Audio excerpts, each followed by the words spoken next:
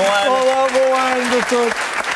Vamos falar de artrite, ou explicar melhor a artrite e como a nossa alimentação pode influenciar esta doença. Precisamente. Mas vamos começar por explicar exatamente de que doença se trata. O que é que estamos a tratar? Sim. Bom, estariam provavelmente à espera, início de ano, falarmos um bocadinho destes problemas de alimentação que resultam dos excessos. Pão e água. Pão e água, nem tanto, nem tanto. Podemos continuar a falar hoje de algo muito importante para uma grande faixa da população, nomeadamente para muitas das senhoras que nos estão a ouvir, que tem a ver com as famosas dores nos joelhos que resultam da artrite ou inflamação nas articulações. Nós vamos ver alguns slides para acompanhar o nosso raciocínio e vamos ver de que é que se trata quando falamos de artrite. A artrite, nós temos aqui neste exemplo o interior de um joelho, é uma inflamação da articulação, por exemplo, pode ser do joelho, pode ser da anca, e o que acontece é que aquela camada que nós vemos a branco está danificada, precisamente esta camada aqui de cartilagem, que ajuda a absorver os choques e a lubrificar a articulação, sofre um processo de inflamação ou um processo traumático e vai começando a ficar degradado. E uma imagem similar é da suspensão do automóvel, não é? Por exemplo, exatamente. Ou seja, quando os topos ósseos se tocam entre si, no movimento normal, em caminhar, andar a pé, provocam a dor e a inflamação. E esta é uma circunstância a que muitas senhoras estão particularmente em risco. Isto também acontece em homens. Vamos ver quais são os fatores de risco desta doença. Vamos ver o próximo slide. Então passemos aos fatores de risco. Por exemplo, isto acontece mais nas senhoras do que nos homens, não é? Particularmente por causa de questões associadas à menopausa, questões associadas às alterações hormonais. A questão do excesso de peso é muito importante e esta é uma boa forma também de justificar para muitas pessoas este início de ano, uma nova resolução, vamos tentar controlar melhor o peso corporal. Porque há um aspecto aqui muito importante. Estamos a viver com menos dinheiro que temos que deixar de comer. Podemos passar a comer melhor, não é? Podemos passar a comer melhor, exatamente, a fazer escolhas mais inteligentes e mais saudáveis. Claro. Eu queria chamar a atenção a esta questão do excesso de peso. Reparem, uma pessoa que pese 70 quilos, como eu, 70, 75 quilos, a andar, normalmente a pressão sobre os joelhos é cerca de 3 vezes o peso corporal. Mas se for a descer as escadas, já essa pressão passa para 6 vezes o peso corporal. Então reparem a diferença que pode fazer ter 5 quilos a mais ou ter 10 quilos a mais. Há uma pressão enorme sobre a articulação. E este é um aspecto fundamental. As pessoas tentarem gerir melhor o seu peso para conseguirem ter mais saúde e terem mais mobilidade. Eu sei que não está enquadrado na sua exposição, mas dado que agora passámos tanto tempo a comer em excesso e fizemos gáudio de tal, porque tínhamos a mesa farta. Exatamente. O que é que aconselha? É que deixemos de utilizar agora durante alguns tempos o prato normal de tamanho convencional e passemos a usar o prato da sobremesa? Eventualmente, quem quiser controlar melhor a sua ingestão e essa ilusão de ótica pode ajudar algumas pessoas a sentirem que a refeição foi mais farta, não é? Embora tenham utilizado porções mais pequenas. Porções mais pequenas num prato mais pequeno parece sempre que o prato está mais cheio. Nós já falámos disso cá uma vez e é uma excelente estratégia para tentar gerir melhor as porções que colocamos no nosso prato.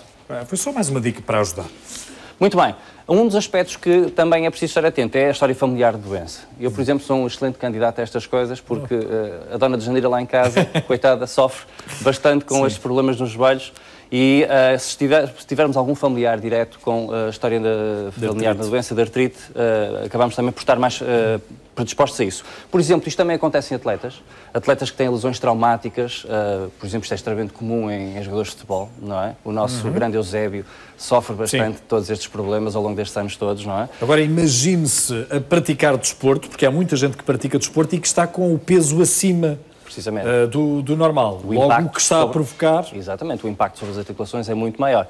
Por exemplo, e acontece uma coisa também muito importante que está também associada à questão do excesso de peso, que é a fragilidade muscular, não é? Em particular, por exemplo, dos músculos da coxa. Ou seja, a imobilidade, o sedentarismo, passarmos várias horas sentados por dia, acaba por haver uma diminuição da nossa força muscular, em particular dos músculos da coxa. E há uma instabilidade maior desta articulação e há uma maior probabilidade de desenvolvermos este tipo de problemas. Também acontece, por exemplo, em indivíduos que são mais pesados, como são mais pesados também têm mais dificuldades em fazer atividade física, há depois também uma diminuição da sua força muscular e acabam também por desenvolver este tipo de problemas. Mas há um aspecto muito interessante e há muitas senhoras aqui que têm belos sapatos hoje e ficam muito bem e ficam muito elegantes. Mas este é um dos... Não estou a ver ninguém aqui com saltos altos, nem pouco mais. Uma das peças de vestuário que podem acarretar alguns problemas mais tarde, não é? A utilização repetida destes belos Jimmy Choo que eu trouxe aqui podem acarretar uma pressão maior sobre a articulação, em particular na zona por trás da rótula e há um aumento da probabilidade também de desenvolver este tipo de problemas mais tarde, nos anos mais tarde. Muito bem, mas há aqui um aspecto que nós podemos fazer alguma coisa por isso. Sim, como é que nós podemos gerir então esta doença? Se tivermos uma alimentação mais rica em ácidos gordos ômega 3, que têm propriedades anti-inflamatórias, como por exemplo estes dois que aqui estão, que são fundamentais para a fluidez das articulações, são fundamentais para a redução de certos processos inflamatórios, como estes que aqui estão, o eicosapentanoico, o EPA e o DHA, ou docosahexanoico. Doutor, lá em casa vão ter que escrever exatamente eicosapentaenoico. Não, podem procurar. Muitas vezes existem suplementos alimentares que são ricos nestes ácidos gordos e que podem procurá-los por EPA e Ora, DHA. está, mas nos rótulos podem aparecer apenas as iniciais. Exatamente, exatamente. EPA e DHA. DHA. São siglas, no caso. São siglas que representam o nome destes ácidos gordos. Onde é que eles existem na nossa alimentação? Vamos ver já a seguir. Okay. Fundamentalmente em peixes gordos. Devemos ter mais peixe na nossa alimentação. Se nós pensarmos em 7 refeições semanais, 7 dias, 14 refeições por semana, sim, em pelo menos 7 nós deveríamos ter uma refeição com peixe. E, por exemplo, o salmão, a sardinha, a cavala, o arenque são muito ricos nesses ácidos gordos ômega 3. Mesmo enlatados? Sim, por exemplo, o atum em lata também tem bastante ômega 3, não é? E as sardinhas também? Até existem ovos com ômega 3, em que as galinhas são alimentadas com algas para que os ovos depois tenham um teor maior de ômega 3. Qualquer dia deixam de ter penas, passam a ter barbatanas, não é? Provavelmente, quase isso. Mas há um aspecto também que nós devemos estar atentos. Para além de termos mais ômega 3, temos que tentar reduzir a presença de alimentos processados, nomeadamente tudo aquilo que é vendido em embalagem, que tem uma embalagem e que tem uma lista de ingredientes que foi processado, provavelmente vai ter, por exemplo, outros tipos de ácidos gordos, que neste caso são pró-inflamatórios, que são os ômega 6. Mas sim, o importante é privilegiarmos esta alimentação, mais rica em produtos hortícolas, mais fruta, uma redução das porções de carne e um aumento da quantidade e da frequência da ingestão de peixes gordos. Vou lá colocar-lhe aqui uma questão nesta fase em particular. Isto serve para prevenir a doença ou para combatê-la? Também serve para combatê-la. Obviamente estamos a pensar numa perspectiva preventiva, sempre. É melhor prevenir do que remediar, sim, é óbvio. Mas, instalada a doença, nós podemos reduzir, por exemplo, a severidade dos sintomas, sim, dolorosos. Podemos reduzir o processo inflamatório e isto até pode acarretar, em alguns casos, uma redução da utilização dos famosos anti-inflamatórios, que têm bastantes consequências. As pessoas que tomam repetidamente anti-inflamatórios não esteroides acabam por ter perturbações, por exemplo, do tubo digestivo. Há uma maior probabilidade de sentirem náuseas, de terem uma úlcera gástrica, precisamente porque este tipo de fármacos degrada a mucosa do estômago. Tem essas contraindicações. E esse é um aspecto importante. Nós podemos, por exemplo, fazer uma suplementação nutricional. E um dos óleos mais ricos em ômega 3 é o óleo de linhaça. E ele pode ser comprado em ervanárias. Normalmente, sim, existe à venda em fresquinhos escuros, porque este óleo de linhaça vai alterando as suas propriedades se estiver exposto à luz. Nos hipermercados já está Nos hipermercados disponível. Também é disponível, sim, também. Ele pode ser utilizado, por exemplo, em saladas, a temperar a salada. Pode ser utilizado na sopa. É óbvio que ele tem um aroma característico. E nós podemos fazer uma mistura, por exemplo, de azeite com um bocadinho de óleo de linhaça e estamos a introduzir mais ômega 3 na nossa alimentação. Uma colher de sobremesa por dia consegue fornecer-nos a quantidade adequada e pode ajudar-nos a reduzir esse processo inflamatório. Também podemos fazer uma suplementação vitamínica, ou seja, existem algumas vitaminas, e eu trouxe aqui duas em particular que têm, sim, um efeito mais evidente, que são a vitamina D, porque é óbvio que nós precisamos, por exemplo, de fixar o cálcio que ingerimos através dos, sim, laticínios, que ingerimos, por exemplo, através de algumas leguminosas, temos que o fixar no osso. E a vitamina D tem essa particularidade. Também atua um bocadinho ao nível da cartilagem, mas o mais importante aqui, para reduzir o processo inflamatório, é a vitamina C. A vitamina C nesta quantidade, mais ou menos 75 mg por dia, e nós encontramos-la nos frutos coloridos, nos citrinos, consegue combater a ação de radicais livres, que são aquelas moléculazinhas de oxigênio que promovem a inflamação e que podem estar implicadas também nesta circunstância. Mas a toma deve ser regrada para que não se esteja sempre... Um multivitamínico que existe à venda na farmácia, uma pastilha por dia é suficiente. É suficiente. Pensem no multivitamínico como um seguro nutricional, digamos, okay, assim. Nós temos que ir buscar estas vitaminas, obviamente, a um padrão alimentar saudável e equilibrado. Seria o desejável. Mas nestas circunstâncias pode ser vantajoso utilizar uma suplementação diária. Não será uma contraindicação nós estarmos a provocar ainda mais impacto no nosso corpo quando já padecemos de artrite fazendo exercício físico? Era isso que se pensava até pelo menos à década de 70. Alguns no ano em que eu nasci, 1974, foi quando se começou a colocar a hipótese de que o exercício físico era também muito importante, mesmo que existisse já artrite. E é óbvio que é fundamental haver movimento. Se a articulação não se movimentar, vai perder a sua função.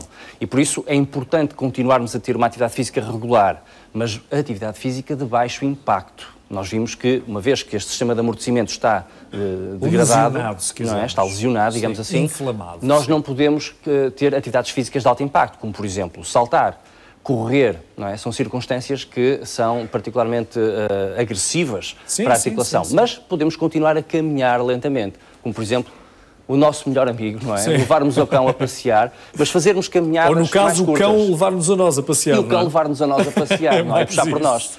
Em vez de fazermos caminhadas muito longas, fazermos caminhadas mais curtas. Eventualmente repetirmos isso ao longo do dia. Fazermos períodos de 10, 15 minutos. É o suficiente para começarmos a ter alguns efeitos de saúde. É fundamental para reduzirmos a depressão associada à dor, associada à perda da qualidade de vida. E há muitas pessoas com uma grande limitação física e acabam por ficar muito isoladas. Este sair de casa também é importante por isso. Ajuda-os também a gastar energia e a gerirem melhor o seu peso corporal. Por isso, a atividade física de características aeróbias faz subir o nosso ritmo cardíaco, é muito importante. E é bom também tirar a bicicleta de dentro da garagem e pô-la a funcionar? Por exemplo, andar de bicicleta é muito menos agressivo para os joelhos do que, por exemplo, caminhar. Embora haja um movimento da articulação... Mas não há impacto. Não há impacto porque o nosso peso está sentado em cima do selim, não é? Mas nós podemos utilizar, por exemplo, e vamos ver alguns exemplos de outros exercícios que podemos fazer. Temos aqui alguns exemplos e hoje temos aqui a nossa cadeira para mostrar lá em casa como é que devemos de fazer alguns destes exercícios. Mas estamos a falar da bicicleta. É verdade. Nós podemos utilizar a bicicleta no ginásio e no ginásio existe uma bicicleta muito interessante que se chama a bicicleta recumbente, que é aquela em que nós nos sentamos muito direitinhos, os pés ficam mais para a frente e isso alivia a pressão sobre o joelho e alivia também a pressão sobre a anca. Pode ser uma excelente... Não deixamos de articular, não é? Exatamente, mas não há um peso tão colocado sobre as articulações. Mas precisamos de força nos músculos. E hoje trouxe 4 exercícios muito simples que as pessoas lá em casa podem fazer e pessoas que já tenham algumas limitações físicas e que eu normalmente no meu dia-a-dia, nas consultas, costumamos fazer isto com os nossos pacientes. Vamos exemplificar 4 coisas muito simples. Uma cadeira é tudo aquilo que nós precisamos. Por exemplo, vamos começar... Não sei se o Jorge quer experimentar. Eu sou uma vítima. Jorge, vamos experimentar. A próxima vítima. Eu já cá fiz isto uma vez, então vamos começar por fazer um... Sento-me? Sim, vai-se sentar e vai-se sentar na ponta da cadeira. Na ponta da cadeira? Isso mesmo, já estou habituado. Vamos colocar os joelhos mais ou menos à largura dos nossos ombros. Sim. Exatamente. E agora, colocando as mãos cruzadas sobre o peito, para não utilizar as mãos ao levantar-se, vai subir lentamente. Okay. Exatamente. Ao subir lentamente, costas direitas, peito mais levantado e agora vamos descer lentamente outra vez para a cadeira. Preferência estando no assento da cadeira. Uma coisa muito importante, está a fortalecer os músculos da coxa, que se chamam os quadríceps, que são estes músculos aqui à frente. Vamos fazer outro exercício? Vamos Então para a parte de trás da cadeira. Nós fortalecemos os músculos da frente, agora vamos ter que fortalecer os de trás. Então vamos segurar-nos na cadeira para nos mantermos equilibrados e só vamos ter que levantar a perna para cima. Só isso? Exatamente, só isto. É óbvio que fazemos de um lado, fazemos do outro, não é? Levantamos a 90 graus e baixamos novamente. Quantas repetições é que nós temos que fazer? 12, 15, podemos fazer entre 12 e 15, consoante nós nos sintamos mais confortáveis, ok? 12 cada perna. 12 cada perna. Nada de malandrice, 6 de um lado e 6 do outro. Exatamente, exatamente.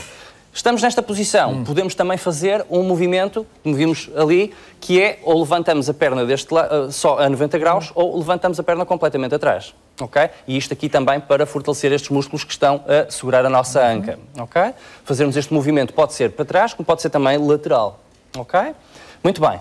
E temos também um outro exercício que tem a ver com os músculos que estão na parte de baixo da nossa perna, os chamados gêmeos, não é? Que vão ajudar-nos a levantar-nos em bicos pés. Aqui nesta posição. Exatamente, podemos fazer os dois a par, não é? Levantamos em bicos pés, estamos a fazer um pas de deux, não é? Estamos a promover o exercício um ao outro. Exatamente.